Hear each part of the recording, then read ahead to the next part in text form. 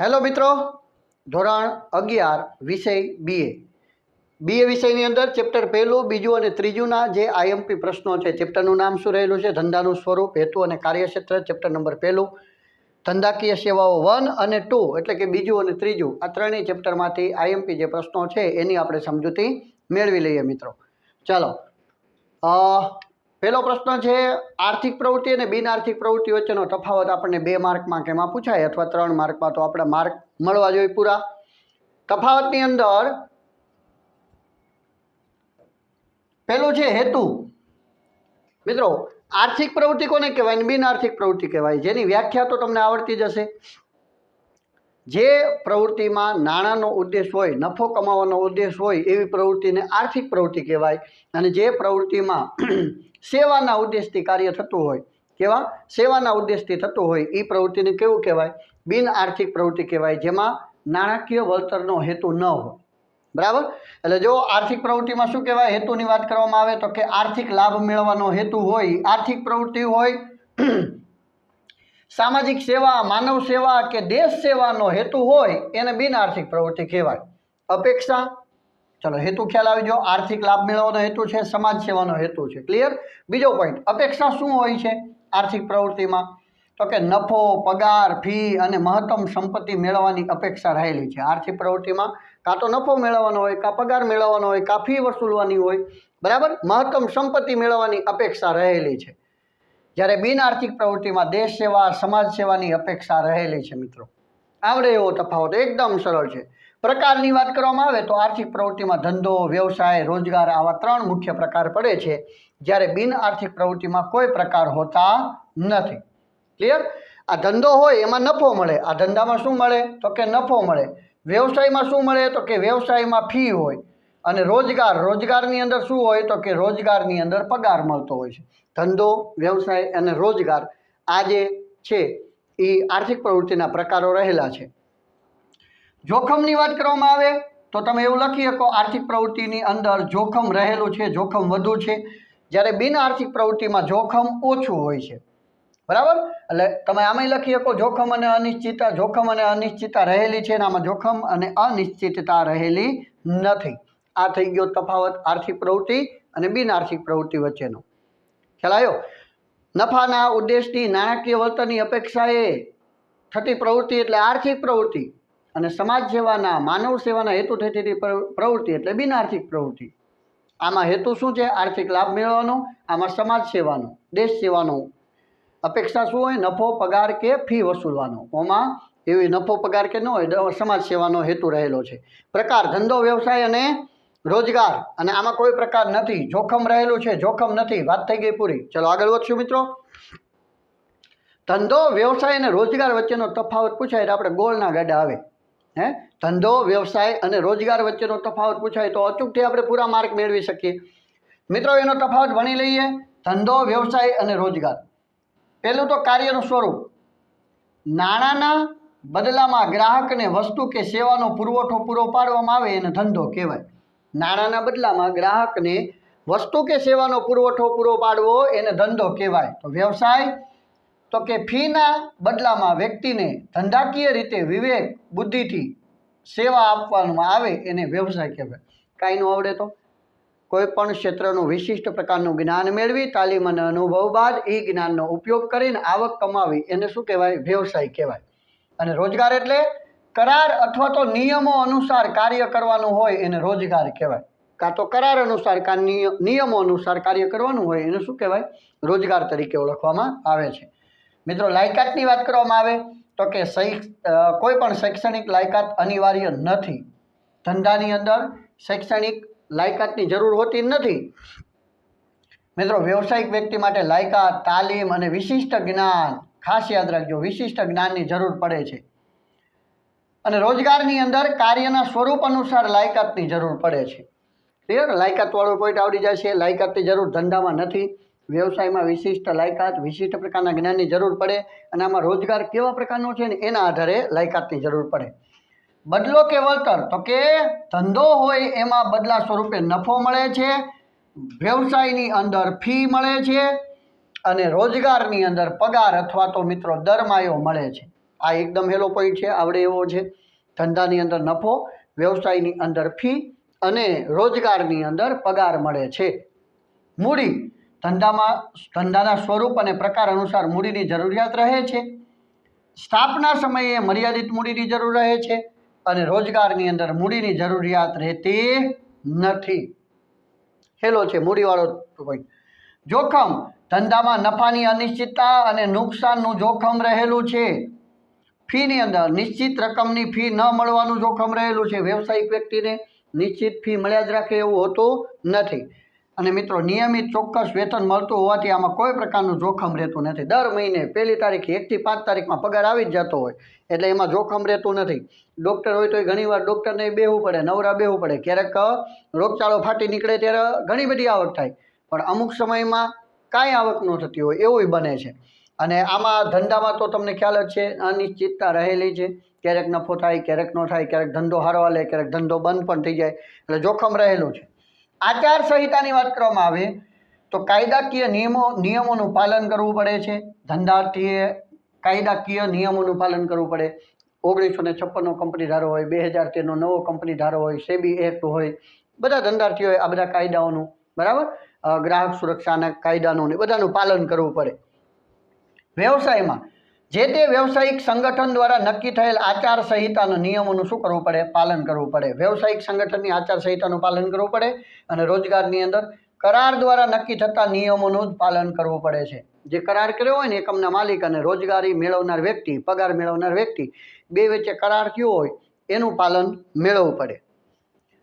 માલિકી હકની ફેરબદલી, તો કે માલિકી હિતની ફેરબદલી શક્ય છે. ધંધાની અંદર તમે ધંધો બીજા વ્યક્તિને વેચી શકો છો, આપી શકો છો. માલિકી હિતની ફેરબદલી શક્ય નથી. વ્યવસાયની અંદર ડૉક્ટરની ડિગ્રી તમે મેળવી હોય, તમે નથી હવે ડૉક્ટરનું કામ કરવું, બીજાને આપી શકો? ના, શક્ય ન બને. હા, માલિકી હક નથી. જે રોજગાર છે ને એમાં માલિકી હક જ હોતો નથી, એટલે બીજાને આપવાનો પ્રશ્ન ન હોય. ખુદ જ બીજાને ત્યાં નોકરી કરે છે, એટલે માલિકી હકનો પ્રશ્ન જ રહેતો નથી. મિત્રો, આ તો માલિકી હકની ફેરબદલીવાળો તફાવત આ યાદ રાખવા જેવો છે. ધંધો, વ્યવસાય અને રોજગાર વચ્ચેનો તફાવત. ઓકે, તુલના થઈ ગઈ. આગળ મિત્રો, વેપાર અને વાણિજ્ય વચ્ચેનો તફાવત પૂછાય તો વેપાર એટલે શું અને વાણિજ્ય એટલે શું? વેપાર એટલે નાણાંના બદલામાં વસ્તુ કે સેવાનો વિનિમય થાય એને વેપાર કહેવાય. વસ્તુના બદલામાં, નાણાંના બદલામાં વસ્તુ કે સેવાનો વિનિમય એને વેપાર કહેવાય. અને વાણિજ્ય એટલે શું?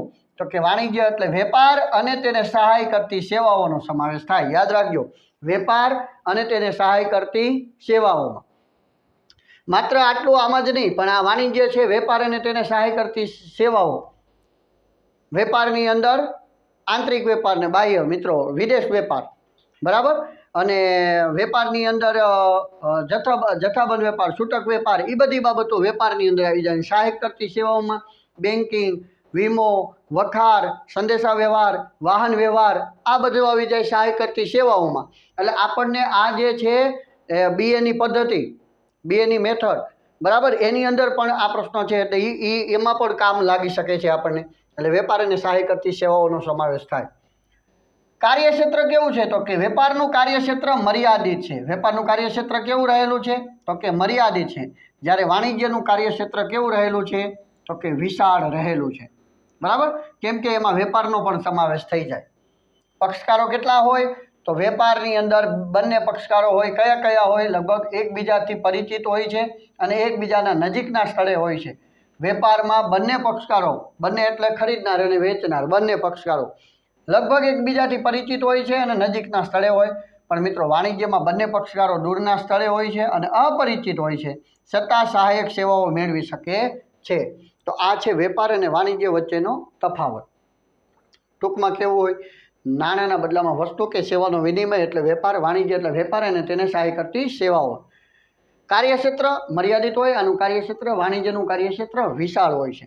આમાં બંને પક્ષકારો પરિચિત હોય છે, આમાં બંને પક્ષકારો એકબીજાને ઓળખતા હોય, પરિચિત હોય એવું ન હોય, દૂરના સ્થળે હોય છે. તો આ તફાવત હતો વેપાર અને વાણિજ્ય વચ્ચેનો. ઓકે મિત્રો, ત્યાર પછી તમને આગળ ચેપ્ટરમાંથી આ પ્રશ્ન પણ પૂછી શકે છે, વીમાના પ્રકારો જણાવો. વીમાના પ્રકારોની અંદર મુખ્ય બે પ્રકારો છે. એક છે જીવનનો વીમો અને બીજો છે સામાન્ય વીમો. જીવનનો વીમાની અંદર બે પ્રકાર, એક છે જિંદગીનો વીમો અને બીજો છે હયાતીનો વીમો. જેની આપણે MCQ સમજાયા ત્યારે પણ ઘણી બધી ચર્ચા કરી લીધી છે. જિંદગીનો વીમો એવા પ્રકારનો વીમો હોય કે વીમા ધારક મૃત્યુ પામે અને પાકતી રકમ એના વારસદારને મળે એવો પ્રકાર એટલે જિંદગીનો વીમો. પોતાના વારસદારો માટે જે વીમાનું કવચ પૂરું પાડે છે એ મૃત્યુ પામે પછી એના નિરાધાર વારસદારોને રકમ મળી રહે આવા હેતુથી જિંદગીનો વીમો ઉતારવામાં આવતો હોય. અને હયાતીનો વીમો એટલે એ વીમા ધારક પ્રીમિયમની રકમ ભરે છે અને એની અંદર એ હયાત હોય એટલે કે મુદત પૂરી થતાં એ પોતે હયાત હોય તો એને રકમ પાકતી રકમ મળે. પણ મુદત પૂરી થતાં પહેલાં મૃત્યુ પામે તો એના વારસદારને પાકતી રકમ મળે એવો વીમાનો પ્રકાર એટલે હયાતનો વીમો. વીમો એટલે શું?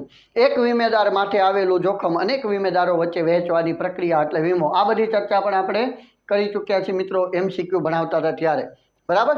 વીમો એટલે શું? વીમાની પોલિસી એટલે શું? આ બધા શબ્દ તમને આવડતા હોવા જોઈએ. વીમો બરાબર. પછી વીમાની પોલિસી. પોલિસી એટલે શું આ તમને ખબર હોવી જોઈએ. તમને એવું પૂછવામાં આવે પ્રીમિયમ, વીમાનું પ્રીમિયમ એટલે શું તો એની તમને ખબર હોવી જોઈએ. વીમો જે છે એ કોની વચ્ચેનો કરાર છે? વીમા કંપની અને વીમા ધારક બંને વચ્ચેનો કરાર છે. વીમો જે છે એ જોખમને દૂર કરતો નથી આવું મેં સમજાયું છે. જોખમને દૂર કરતો નથી પરંતુ જોખમ સામે રક્ષણ પૂરું પાડે છે મિત્રો. શું? જોખમ સામે રક્ષણ પૂરું પાડે છે. આ બધી આપણને ખબર હોવી જોઈએ. મિત્રો સામાન્ય વીમાના પ્રકાર રહેલા છે. સામાન્ય વીમાના 3 પ્રકાર છે. માલની હેરફેરનો વીમો, આગનો વીમો અને અન્ય વીમો. માલની હેરફેરના વીમાની અંદર દરિયાઈ વીમો, હવાઈ વીમો અને માર્ગ વીમો. સૌથી જૂનો દરિયાઈ વીમો. દરિયાની અંદર જહાજની અંદર માલ સામાનની હેરફેર માટે વીમાને ઉતારવામાં આવતો. દરિયાની અંદર માલ સામાનની હેરવણી ફેરવણી વખતે દરિયાની અંદર માલ ડૂબી જવાનો, ભેજ લાગવાનો, પલળી જવાનો આવા જોખમ રહેલા છે. એ જોખમની સામે વીમા કંપનીઓ કવચ પૂરું પાડતું. વિદેશી વીમા કંપનીઓએ આ શરૂઆત કરી હતી. ત્યાર પછી હવાઈ વીમો. મિત્રો જ્યારે વજનમાં હલકી અને કિંમતમાં વધુ ભારે વસ્તુઓની હેરફેર કરવાની હોય ત્યારે હવાઈ વીમો બરાબર. એની અંદર માલની અંદર જોખમ રહેલું છે. માલને ઘણીવાર ચોરાઈ જવાનું અથવા તો વિમાન ક્રેશ થવાનું એવા જોખમોની સામે વીમા કંપની કવચ પૂરું પાડે છે. અને માર્ગ વીમાની અંદર રેલવે અને માર્ગ વીમો બરાબર. તો આ બધાની સામે રક્ષણ પૂરું પાડે છે. મિત્રો આગનો વીમો. કયો વીમો? આગનો વીમો. કોઈ કારણસર તમારી ચીજ વસ્તુઓ ઉપર આગ લાગી જાય અને એના લીધે આગથી વસ્તુ બળી જાય તો વીમા કંપનીઓ એની જેટલી નુકસાન પામી હોય એટલું વીમા કંપની વળતર આપે. અને એમાંય તમારું વીમાનું કવચ કેવા પ્રકારનું છે, તમે કેટલા પ્રમાણનું પ્રીમિયમ ભરો છો, આ બધી બાબતો પણ મહત્ત્વની છે. અન્ય વીમાના પ્રકારની અંદર મિત્રો ખાસ યાદ રાખજો નફા નુકસાનનું. નફો થતો હોય ત્યારે પ્રીમિયમ ભરો, નુકસાન થાય ત્યારે વીમા કંપની રકમ પૂરી પાડે. સ્વાસ્થ્યનો વીમો. મિત્રો અત્યારે ખોરાક પાણી એવા પ્રકારના થઈ ગયા, રોગો આવતા જ હોય છે માનવીને, તો એની સામે સ્વાસ્થ્યનો વીમો. ગમે ત્યારે દવાખાનું આવે તો દવાખાનાનો જે કાંઈ ખર્ચ થાય એ બધો ખર્ચ વીમા કંપની પૂરો પાડે છે. સ્વાસ્થ્ય વીમો બરાબર. મેડિક્લેમ. પછી લૂંટફાટનો વીમો. કોઈ લૂંટફાટ થાય, ચોરી થાય, તમારી વસ્તુ ચોરાઈ જાય તો પણ વીમા કંપની વીમા કવચ પૂરું પાડે છે. મિત્રો ઢોર ઢાંખરનો વીમો. પશુનો પણ વીમો હોય છે. પશુ તમારું મૃત્યુ પામે, બીમાર થઈ જાય, પશુ મૃત્યુ પામે તો જે પાકતી રકમ વીમા કંપનીઓ આપે છે. મિત્રો સમૂહ વીમો બરાબર. ત્યાર પછી રમતગમતનો વીમો, વાહનનો વીમો, શાખનો વીમો, ત્રાહિત પક્ષકાર માટેનો વીમો, છેતરપિંડી સામે વફાદારીનો વીમો, અકસ્માતનો વીમો, કુદરતી આપત્તિનો વીમો, કામદારને વળતરનો વીમો. આવા તો અન્ય વીમામાં ઘણા બધા પ્રકારો રહેલા છે. આપણને આમાંથી ખબર હોવી જોઈએ. પહેલાં તો મુખ્ય 2 જીવનનો વીમો અને સામાન્ય વીમો. જિંદગીનો વીમો, હયાતીનો વીમો, માલની હેરફેર, આગનો વીમો અને અન્ય વીમો. આ માલની હેરફેરના 3 પ્રકાર આવડતા હોવા જોઈએ. એટલે આપણને કોષ્ટક પૂછાય તો આપણે સારા માર્ક મેળવી શકીએ. ઓકે ચલો બીજો પ્રકારો સમજવા જેવા છે એ કેના પ્રકાર તો કે વખારના પ્રકારો. વખાર એટલે ગોડાઉન, માલ સામાનની જાળવણી અને સાચવણી માટેનું યોગ્ય સ્થળ વખાર બરાબર. એ વખારના પ્રકારો કેટલા છે તો કે એક છે માલિકીની દ્રષ્ટિએ, બીજું છે જકાતની દ્રષ્ટિએ અને ત્રીજું છે ઉપયોગિતાની દ્રષ્ટિએ. વખારના પ્રકારો યાદ રાખજો. માલિકીની દ્રષ્ટિએ, જકાતની દ્રષ્ટિએ અને ઉપયોગિતાની દ્રષ્ટિએ. માલિકીની દ્રષ્ટિએ કઈ કઈ વખાર આવે તો કે ખાનગી વખાર આવે અને બીજી જાહેર વખાર આવે. માલિકીની દ્રષ્ટિએ ખાનગી માલિકીની હોય, જેનું સંચાલન ખાનગી વ્યક્તિ કરતો હોય, જેનું ભાડું ખાનગી વ્યક્તિ મેળવતો હોય એવી વખારને ખાનગી વખાર કહેવાય. જેમાં ખાનગી વખારની અંદર એ વ્યક્તિ જે છે એ પોતાની જ ચીજ વસ્તુઓનું જાળવણી સાચવણી કરે. બરાબર, એમાં એને કોઈનું ભાડું એવું લેવાનું ન હોય, પોતાની જ ચીજ વસ્તુઓની જાળવણી સાચવણી, ખાનગી વખાર. અને જાહેર વખાર એટલે મિત્રો જાહેર જનતાને કોઈ પણની ચીજ વસ્તુઓ એ વખારની અંદર રાખી શકાય છે ને એના બદલામાં એને ભાડું ચૂકવવું પડે. આવા માલિકીની દ્રષ્ટિએ વખારના પ્રકાર. બીજો છે જકાતની દ્રષ્ટિએ. જકાત મરે જે જકાત ભરેલો માલ હોય એ રાખવામાં આવે એને કહેવાય જકાત ભરેલ માલની વખાર. જે માલ લાવતી વખતે જકાત ભરેલી છે એવો જ માલ રાખવામાં આવે એને કહેવાય જકાત ભરેલ માલની વખાર. અને એક આવે જકાત ભર્યા વિનાના માલની વખાર, એટલે કે જે માલની જકાત ભરેલ નથી એવી ચીજ વસ્તુઓ રાખવા માટેની વખાર રાખવામાં આવે એને કહેવાય જકાત ભર્યા વિનાના માલની વખાર. અને ઉપયોગિતાની દ્રષ્ટિએ મિત્રો સામાન્ય વખાર અને વિશિષ્ટ વખાર. જે વસ્તુઓ બગડી જવાનો, ભેજ લાગવાનો, પરડી જવાનો, નુકસાન થવાનો, બરાબર, એવો કોઈ ડર નથી એવી બધી વસ્તુઓને કેમાં રાખવામાં આવે? સામાન્ય વખારની અંદર રાખવામાં આવે, જેને કોઈ નુકસાન થાય એવું નથી.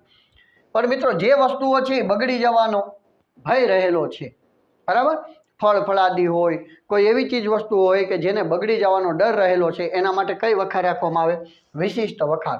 કોલ્ડ સ્ટોરેજ, બરાબર, કોલ્ડ સ્ટોરેજ ને એ બધું, તો એ વિશિષ્ટ વખારમાં આવે. તો આ છે વખારના પ્રકારો માલિકીની દ્રષ્ટિએ, જકાતની દ્રષ્ટિએ અને ઉપયોગિતાની દ્રષ્ટિએ. માલિકીની દ્રષ્ટિએ બે, ખાનગી અને જાહેર. જકાતની દ્રષ્ટિએ જકાત ભરેલ માલની વખાર અને જકાત ભર્યા વિનાના માલની વખાર. અને ઉપયોગિતાની દ્રષ્ટિએ પણ બે પ્રકાર રહેલા છે. કયા કયા? તો કે એક છે સામાન્ય વખાર અને બીજી છે વિશિષ્ટ વખાર. ક્લિયર મિત્રો? તો આ કોષ્ટક પૂછાય તો આપણને આવડી જવું જોઈએ. ઓકે, સારું છે, તૈયાર કરી જ નાખું મિત્રો. ત્યાર પછી આપણને બીજો પ્રશ્ન કયો પૂછાય એવો છે તો કે બેંકના મુખ્ય કાર્યો જણાવો અને ગૌણ કાર્ય જણાવો. બેંકના મુખ્ય કાર્યો અને ગૌણ કાર્યો આપણે આ યાદ રાખી લઈશું. મુખ્ય કાર્યોની અંદર કયા કયા આવે તો કે થાપણો સ્વીકારવી, ધિરાણ કરવું, રોકાણ કરવું અને આંતર બેન્કિંગ વ્યવહારો કરવા. આ છે બેંકના મુખ્ય કાર્યો. બેંક એટલે શું? તો બેંક એટલે નાણાં મેળવતી, નાણાં આપતી અને ધિરાણની સેવા પૂરી પાડતી સંસ્થા. અથવા તો બેંક એટલે શું? તો કે બેંક એટલે બેન્કિંગની સેવા પૂરી પાડતી સંસ્થા. બેન્કિંગની સેવા પૂરી પાડતી સંસ્થા એટલે બેંક. બેંક એટલે શું? તો કે બેન્કિંગની સેવા પૂરી પાડતી સંસ્થા. વ્યાખ્યા છે, બરાબર. એના મુખ્ય કાર્ય છે થાપણો સ્વીકારવી, ધિરાણ કરવું. મિત્રો જે પહેલાં તો થાપણો સ્વીકારી, જાહેર જનતા પાસેથી જે કાંઈ થાપણો જમા કરવા માગે છે, રોકડ રકમ જમા કરવા માગે છે એ રકમો સ્વીકારવાનું મુખ્ય કાર્ય છે. બીજું ધિરાણ કરવું. એ રકમ આવી હોય એને બેંકમાં તો ખાલી તેજોરીમાં રાખવાથી તો ડબલ થવાના નથી, એટલે બેંકોએ શું કરવું પડે? ધિરાણ કરવું પડે. થાપણો સ્વીકારી હોય, ઓછા વ્યાજે હોય, ધિરાણ કરે એમાં વધુ વ્યાજ હોય એટલે બેંકને આવક થાય, બરાબર, ધિરાણ કરવું. બીજું શું છે? ઘણી જગ્યાએ બેંકો પણ શું કરતી હોય છે તો કે રોકાણ કરતી હોય છે જેથી કરીને આવક થાય, એ મુખ્ય કાર્ય રહેલું છે. અને બીજું આંતર બેન્કિંગ વ્યવહારો. મિત્રો કોલ મની, નોટિસ મની, એક બેંક બીજી બેંકને નાણાકીય સહાય કરે, નાણાકીય મદદ કરે. આંતર બેન્કિંગ વ્યવહારો જે છે તે એ બેંકના મુખ્ય કાર્યો રહેલા છે, બરાબર. ગૌણ કાર્ય કયા રહેલા છે તો કે ગ્રાહકોને નાણાકીય વ્યવહારો સંભાળવા, બરાબર. આપણે એકાબીજીના નાણાંને ટ્રાન્સફર, આરટીજીએસ ને એનઈએફટી ને આવી બધા દ્વારા આપણે નાણાંની શું કરીએ છીએ? લેવડ દેવડ કરીએ છીએ, તે વ્યવહારો સંભાળવા. હુંડિયામણને લગતા વ્યવહાર કરવા મિત્રો, બરાબર. કોઈ પણ તમારે કોઈ પણ કાર્ય કરવું હોય, જ્યારે વિદેશ વેપારની કરવું હોય ત્યારે વિદેશી હુંડિયામણની જરૂર પડે, તો વિદેશી હુંડિયામણ વગર કાર્ય શક્ય ન બને. તો વિદેશી હુંડિયામણને લગતી કામગીરી એ બધી પણ કોણ કરે છે તો કે બેંક ગૌણ કાર્ય. મિત્રો શાખપત્ર આપવા, કેવા? શાખપત્ર આપવા, ટ્રાવેલ ચેક આપવા. આ ટ્રાવેલ ચેક એટલે શું? જ્યારે અત્યારે એટીએમની સુવિધા આવી જાય, એટીએમની સુવિધા આવી જાય એટલા માટે આ ટ્રાવેલ ચેકને એ બધા શું થઈ ગયા? બંધ થઈ ગયા. નહીંતર મિત્રો ટ્રાવેલ ચેકની અંદર જ્યારે તમે મુસાફરી માટે જતા, અહીંથી મહારાષ્ટ્રમાં ફરવા ગયા હોય, ત્યાં જઈને તમારે નાણાંની જરૂર પડે તો પહેલાં જોખમ હારે ન લઈ જતો, ત્યારે ટ્રાવેલ ચેક આપવામાં આવતા. ત્યાં જઈ અને તમે એ ચેક વટાવો એટલે ચેક આપો બેંકમાં, એટલે તમને અહીંયાથી નાણાં મળી જાય, જોખમ સાથે લઈને જવું પડે નહીં. એના માટે ટ્રાવેલ ચેકને એનો સમાવેશ થતો. ડ્રાફ્ટની સેવા પૂરી પાડવામાં આવશે. બેંક સાથે જોડાયેલ વ્યક્તિની શાખ અંગેની માહિતી પણ આપે. હા, આપણે અગાઉ જ એસપીસીસીમાં એમાં ભણી ગયા છીએ. બેંકના બીજા વેપારીની એની શાખ અંગેની પણ માહિતી આપે, ખ્યાલ હશે તમને. બેંક આર્થિક દરજ્જો જાણવા માટે. આર્થિક દરજ્જો શા માટે જાણવો પડે? તો કે શાખ ઉપર વેચાણ થતું હોય ત્યારે. શાખ ઉપર વેચાણ એટલે ઉધાર વેચાણ થતું હોય ત્યારે. કોઈ વ્યક્તિને ઉધાર તમે વેચાણ કરો તો એમાં જોખમ રહેલા છે. માલ અડધો નાણાં અડધા આવે, ક્યારેક મોડા આવે, ક્યારેક હાવ ન આવે. તો આ જોખમને ટાળવા માટે શું કરવું પડે? તો કે બેંક પાસેથી એનો અભિપ્રાય મેળવવો પડે. તો આવું બેંક છે ને એ અન્ય વ્યક્તિની શાખ અંગેની પણ માહિતી આપે. પણ કઈ રીતે આપે છે યાદ હશે તમને? બેંકમાં તમે સીધા જઈને એમ કહો કે ગજેરા સાહેબનું બેંકમાં ખાતું છે તમારી બેંકમાં, હા, એના વિશેની શાખ અંગેની અમને માહિતી આપો, તો એમ ન આપે. મારે ગજેરા સાહેબની માહિતી જોતી હોય તો મારે મારી બેંકમાં પત્ર લખવો પડે, મારી બેંકના મેનેજરને જણાવવું પડે, એ બેંકનો મેનેજર ગજેરા સાહેબની બેંકની મેનેજરમાં જાણ કરે, ત્યાંથી માહિતી મેળવીને પછી આપણને આપે. એટલે આમ બેંક થ્રુ માહિતી આપે છે, જેની વાત કરી. આવી માહિતી પણ પૂરી પાડે છે. બાહેંધરી દલાલ તરીકેની સેવા પણ પૂરી પાડે છે. કોઈ કંપનીના શેર મૂડી, શેર ભંડોળ ન ભરાતું હોય તો કંપનીને ધંધો શરૂ કરવાનું પ્રમાણપત્ર ન મળે. લઘુત્તમ ભરણા જેટલી રકમ ભરાવી જોઈએ, 90% રકમ, જે તમને ખ્યાલ હશે, જેને લઘુત્તમ ભરણું કહેવાય, એ ન ભરાય તો શું કરવું પડે? તો કે બાહેંધરી દલાલો તરીકેની કામગીરી, બાહેંધરી દલાલો ને બાહેંધરી લેવી પડે. તો એ બાહેંધરી દલાલ તરીકેની કામગીરી કોણ કરે? તો કે બેંકો કરે. કોઈ બેંક હોય, દાખલા તરીકે બરોડા બેંક છે, તો બરોડા બેંક કોઈ કંપનીની બાહેંધરી લઈ લે કે એ બેંકનું લઘુત્તમ ભરણા જેટલી રકમ નહીં ભરાય, જેટલી રકમ નહીં ભરાય એ રકમ હું ભરી દઈશ, આવી બાહેંધરી સ્વીકારે તો એ બેંકને બાહેંધરી દલાલ તરીકેની કામગીરી સ્વીકારી કહેવાય. સમજાણું? એટલે બાહેંધરી દલાલ તરીકેની કામગીરી પણ સ્વીકારે. અન્ય સંબંધિત સેવાઓ પૂરી પાડે છે, જેવી કે એટીએમ, ઓટોમેટેડ ટેલર મશીન, બરાબર, એટીએમની સુવિધા, ડીમેટ ખાતું, શેરનું ખરીદ વેચાણ માટેનું ડીમેટ ખાતું, સેફ ડિપોઝિટ વોલ્ટની સુવિધા. આવી ઘણી બધી સુવિધાઓ જે છે તે બેંક ગૌણ કાર્ય તરીકે ફરજ નિભાવે છે. આ હતા બેંકના મુખ્ય કાર્યો, અને અત્યારે આપણે ભણ્યા એ ગૌણ કાર્યો. એ પણ આઈએમપી છે, કોષ્ટક યાદ રાખી લેવું મિત્રો. ઓકે મિત્રો, અહીંયા થેન્ક યુની સ્લાઇડ આવી જાય છે. આપણે જે આ પ્રશ્નો કીધા છે એ એકવાર અચૂકથી તમારે વાંચી જવાય. એમાંથી કોઈ પણ પ્રશ્ન આવે તો તમને જવાબ લખતા આવડતો હોવો જોઈએ. નેક્સ્ટ વિડીયોમાં પાછા મળીશું. ત્યાં સુધી જય હિન્દ.